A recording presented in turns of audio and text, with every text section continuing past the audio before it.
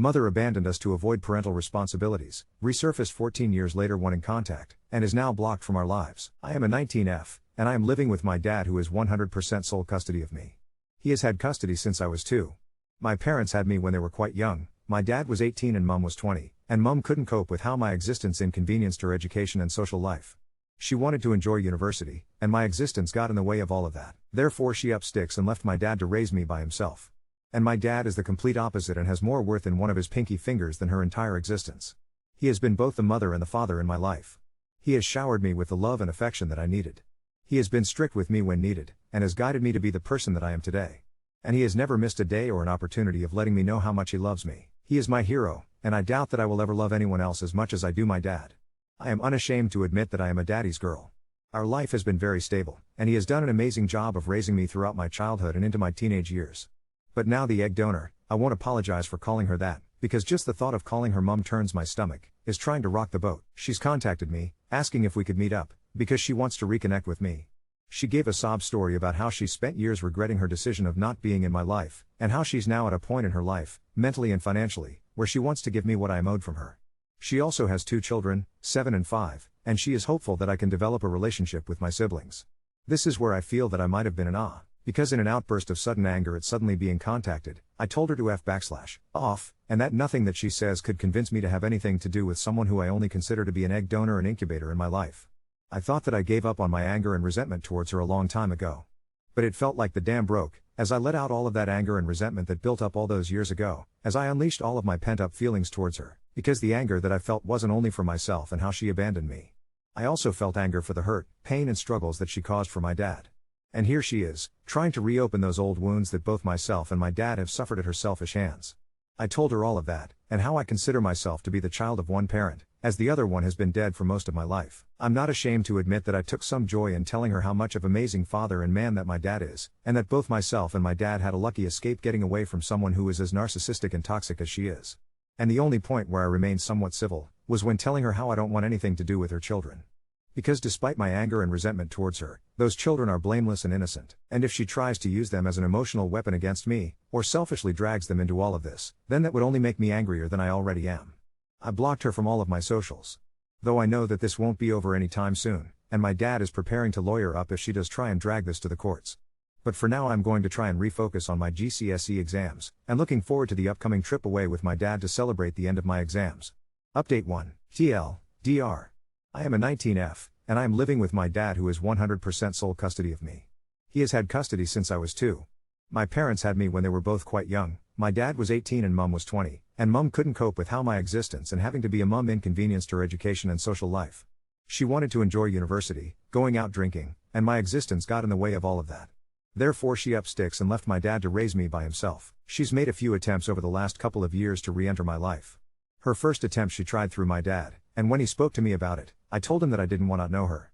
He returned that message her. And the most recent attempt by her occurred the other month. Only this time she bypassed my dad and messaged me directly. I admittedly blew up at her and took a lot of my frustrations out on her. Eventually though she respected the fact that I needed to concentrate on my GCSEs and she asked if we could meet up after I was done. I then spent a while trying to figure out what I should do. I spoke to my dad about it and he gave me his full support on whatever my decision would be. In the end I did agree to meet my mum in a public place and we met up yesterday at a coffee shop. My dad dropped me off and I asked him to stay close by to pick me up when I was done, so he went and did a bit of shopping for our upcoming trip away together. I understand that this is getting to be quite a long ready now, so I will try and keep it as simple as possible. But basically my mum started giving me an emotional story on how she has spent the last 10+ years regretting not being in my life. She told me that she was young when she walked out and was really unsure what she wanted in life.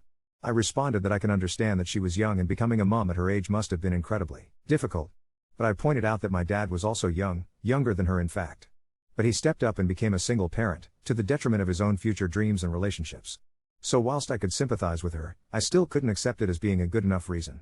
I could see that those words really stung her, and whilst I knew that she was being genuine, I still couldn't forgive her for that, and I did tell her that. She then informed me that her children, my half-siblings, would really like to meet their older sister, and she showed me their photos and was telling me stories about their life.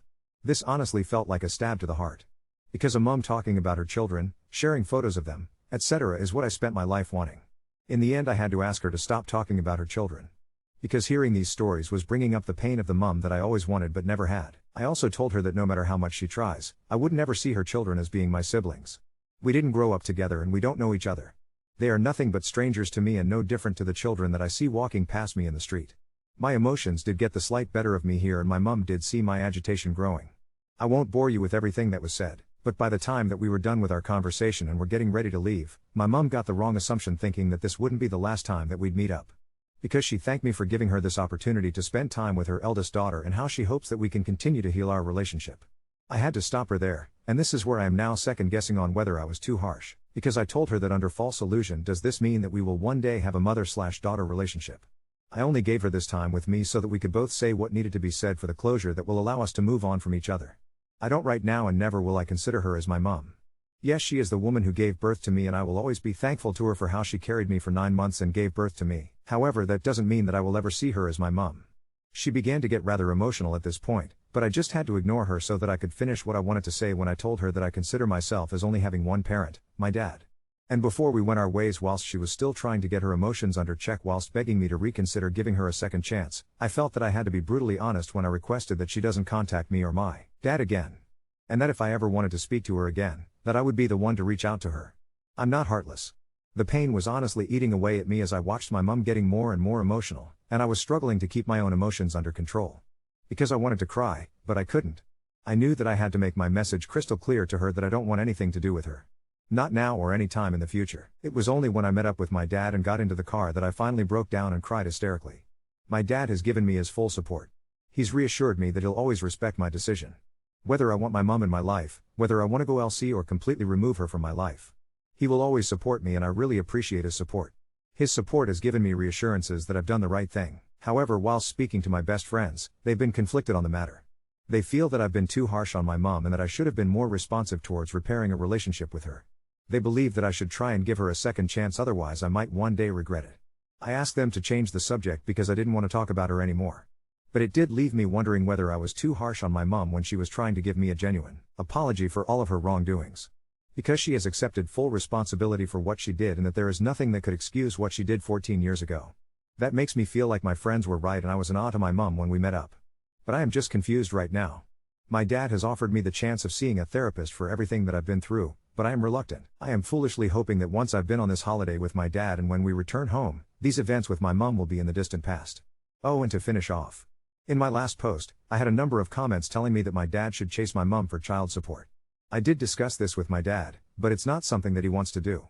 He says that we're fine financially and he doesn't want to deal with the stress of going through the legal system, which can be slow, and end up in a prolonged legal battle with her. He's also got concerns that this would maybe give my mum more of incentive to try and forcibly be more involved in my life. Because she's now invested money into me and that would give her a legal right to having some form of access to me. Update 2. I thought that once I'd said my piece in that coffee shop and blocked her that would be the end of it for a while, or at least long enough for me to breathe again. I was wrong, not in a dramatic soap opera way where she turns up outside my window with a boombox, but in that slow, needling way where you can feel someone pressing on a bruise you're trying to ignore. Me and my dad still went on our holiday because I'd promised myself I wouldn't let her take that from me, and also because my dad had this ridiculously detailed itinerary that he'd clearly been fussing over since before I was even born. He won't say it, but I think he was clinging to that plan the way I was clinging to him. We drove up to the lakes and the weather did that spiteful British thing where it looks like a postcard and then pelts you with rain sideways out of nowhere. We got soaked. My trainers made that horrible wet squeak every time I walked, and my dad refused to waste a second of it, so he's stomping up a hill with a waterproof that's about 20 years old and still somehow doing its job, and he kept looking back, like he does when he thinks I'm struggling but doesn't want to say it because he knows I'll tell him I'm fine. We stopped at the top and the view was unreal. I cried a bit and pretended it was the wind in my eyes. He pretended he believed me. That first night in the little cottage we rented, I was sat on the floor with a hot chocolate and a blanket that smelled like other people's holidays, and my dad got this look he does when he's decided he's going to tell me something he's been keeping in a locked drawer somewhere behind the jokes and the school run stories. He went out to the car and came back with a shoebox that I recognized straight away because it's been at the back of his wardrobe since forever. I used to think it was old receipts or boring dad stuff. He put it down between us and said he wasn't trying to make me change my mind, but if I wanted to see it, he wanted me to have it. And then he said I could tell him to put it away and he would. I didn't tell him to put it away. Inside were letters and cards and a couple of photos. My hands went hot and cold at the same time, and I think he saw that because he reached for my knee and just kept his hand there while I opened the first envelope. The earliest ones were when I was tiny, and they were messy and full of apologies and also full of excuses that felt like the same old song. I've read enough I was young and selfish and scared now to make me never want to hear those words again. But there were also things written in between that made me feel like my lungs had been swapped out for someone else's.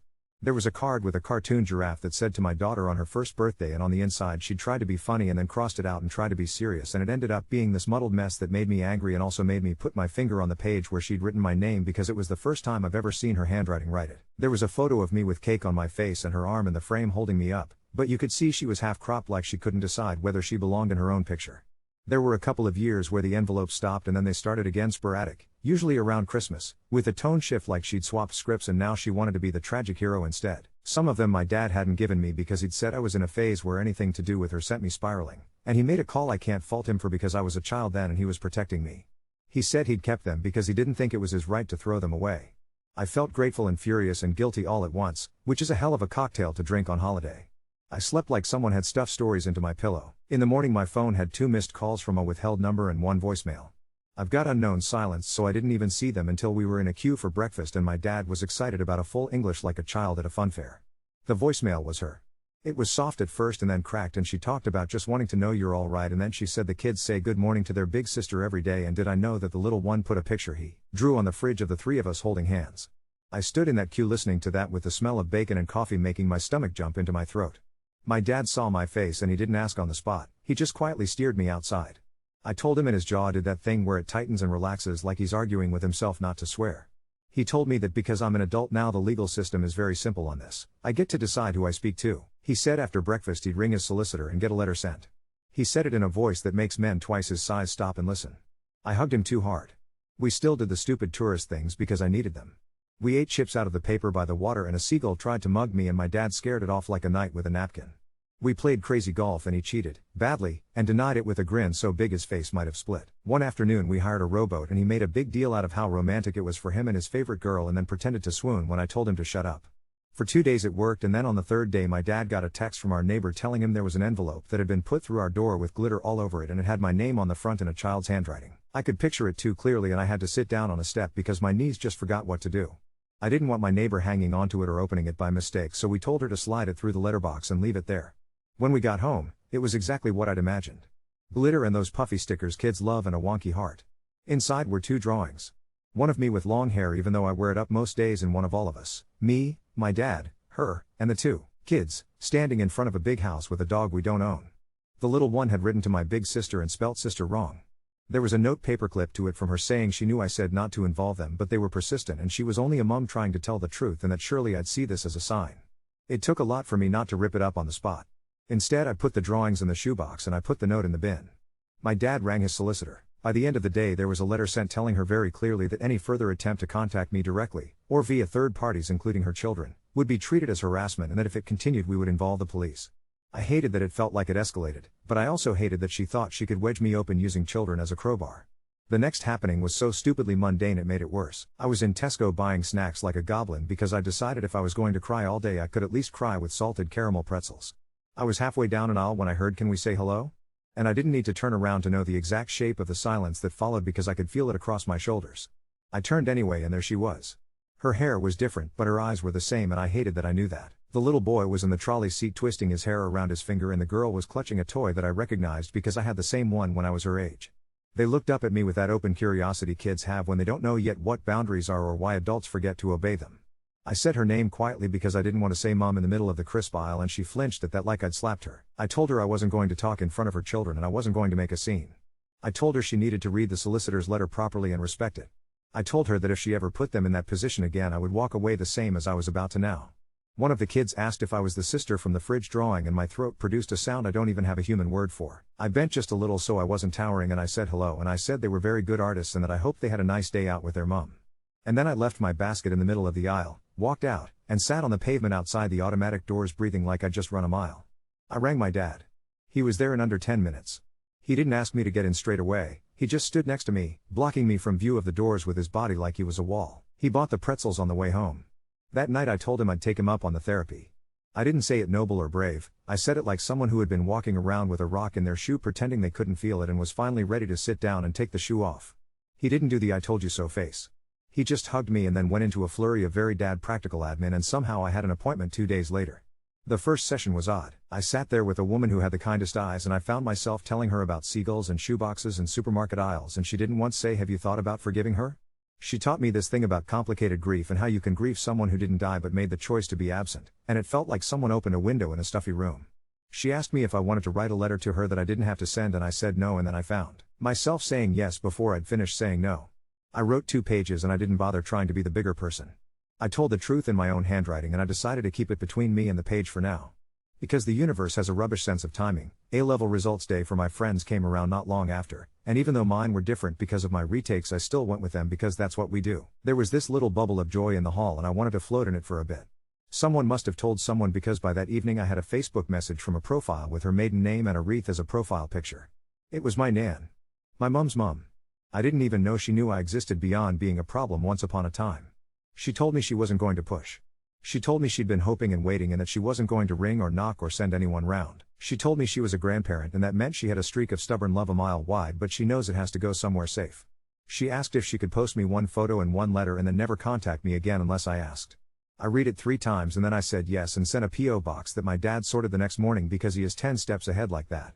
The photo came a week later. It was my mum holding me as a baby in a way that was so familiar it hurt, because that's exactly how my dad holds other people's babies when they let him. My Nan's letter was less of a trap than I expected. She didn't make excuses for her daughter. She said she'd spent a lot of years being angry at my dad because anger is easier to carry than shame.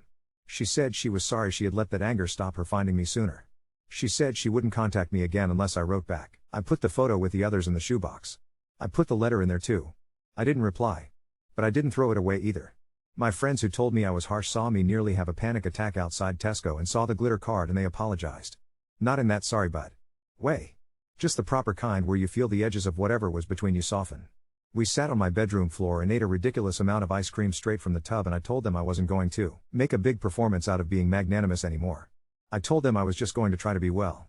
The 3 of them nodded like I'd just passed some unspoken test that none of us had known we were sitting. The solicitor's letter did its job for a bit. The house went quiet. My phone stayed quiet. My brain didn't, but my therapist says that's normal. It's like your insides take longer to catch up to your outsides. Then, because apparently everything has to happen in clusters, a bouquet arrived on our doorstep with a blank card and a smaller envelope tucked into the tissue. My dad opened the smaller one with that pinch of fingers he does when he wants to touch something as little as possible. It was from her. She wrote that she'd been through therapy too and that she understood boundaries now and that the flowers were just to celebrate my exams. I laughed at that this woman who left me when I was 2 thinks she knows what exams I'm doing at 19. My dad rang the florist and told them to make a note on their system not to take orders for this address from that name again. We donated the flowers to the care home down the road, and the little lady from number 12 who always waves at me from her mobility scooter got them in her room and asked the next day if I got engaged. I said no. She said shame, and then gave me a Werther's original like it was a consolation prize. The last thing, and I swear I didn't expect it, was my dad coming into the kitchen yesterday with his face doing that stubborn soft thing it only does when he's decided to tell me something that will change the shape of the story even if it doesn't change the ending. He told me that when I was tiny, before the courts made it official because she vanished, there were a few months where she tried to come back. He said she would arrive at odd times and ring the bell and then stand there like a stranger, and the second he handed me over she would freeze, like her body didn't know what to do with mine. He said he'd offered to sit with her sometimes, to help, because he didn't know what else to do, and she'd cry and then leave early. He said a health visitor had used the words postnatal depression in front of her and she'd flinched so hard he thought she might break. He said he has spent years being angry because anger is easier to carry than guilt, and that he hated the idea that he could have done more at 19 when he was already doing everything. He said he wanted me to know now because if I'm going to be angry he'd rather my anger be sharp and honest than blunt and full of holes. I sat there at our kitchen table and I realized there was a third thing in me now, not just rage and not just grief, but something like mercy that doesn't look like forgiveness so much as it looks like walking around with your fists unclenched. I still don't want her in my life. The boundary stands. I don't want to be ambushed in shops or sent glitter or to be made the mirror she looks into when she wants to feel like she's done something brave. I don't want to meet her kids and become the story she tells other people about redemption. I want my dad and my ridiculous, ordinary, brilliant life with him where we argue about who used the last of the milk and he texts me to ask if the cat looks sad or if he's imagining it. I want the memory of our soggy holiday in the shoebox where it belongs. I've decided to keep going to therapy for a bit because for once I'm doing something for me that isn't just me trying to protect everyone else. I'm sleeping a little better. I bought my own pretzels. I'm not asking for a verdict anymore because it turns out the only one that counts here is mine. If that makes me an in someone else's script then so be it. I'm trying to write my own. Update 3.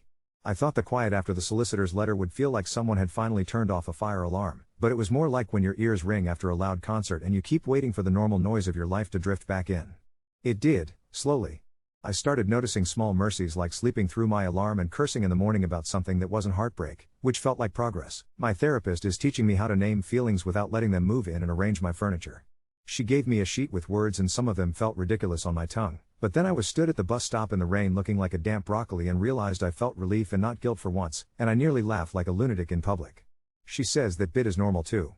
Two things happened almost on top of each other, in the way life loves to stack plates just to see if you flinch. The first was my dad walking into the living room on a Tuesday night in a shirt I have only ever seen in job interviews and funerals. He tugged at the cuffs like he was checking if they still fit his wrists and then asked me if it looked mad to wear a jacket for just a drink. He said it like those 3 words contained a universe and then he stared very hard at the telly in case I made it weird. I didn't. I told him his shirt made him look like a man who knows what he's doing even if he doesn't, and he grinned in this shy teenager way that made him look 18 again and made my throat feel like swallowing toast too fast. The woman's name is Claire. He met her because he helped carry a box of printers into her office and she said, "Thank you," in a voice my dad apparently decided he wanted to hear saying more words. He asked me if it was alright. He didn't need to but he did anyway, and I told him that him being happy would never be something I'd say no to. He nodded like I'd handed him a signed permission slip and then stood in the hallway for 10 minutes pretending he'd lost his keys because he was nervous. He came home at 11 with his jacket over his shoulder and a new softness in his face.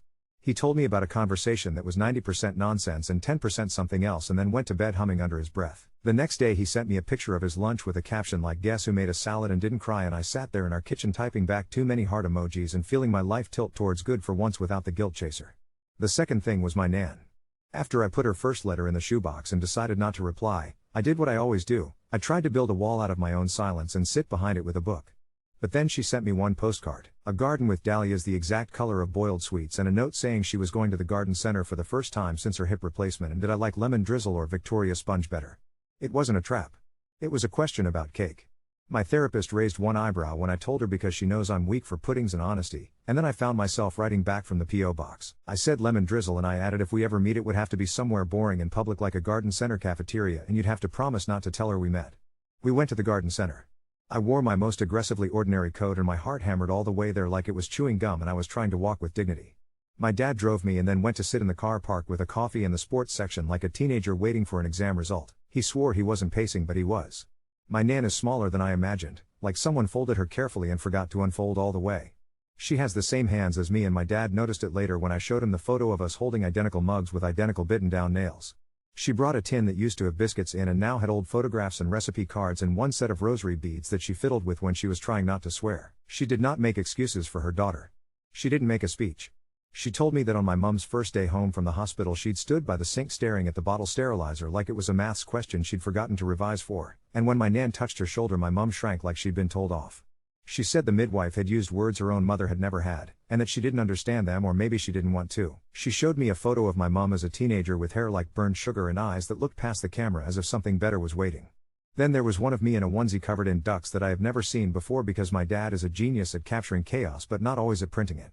My nan had printed it. She said she used to put it on the mantelpiece for my birthday and take it down the next day because your grief changes shape depending on the lighting. She laughed at herself when she said it like it was too fancy for what she meant, and then she cried and apologized and blew her nose with the abandon of someone who refused to be elegant as a full-time job.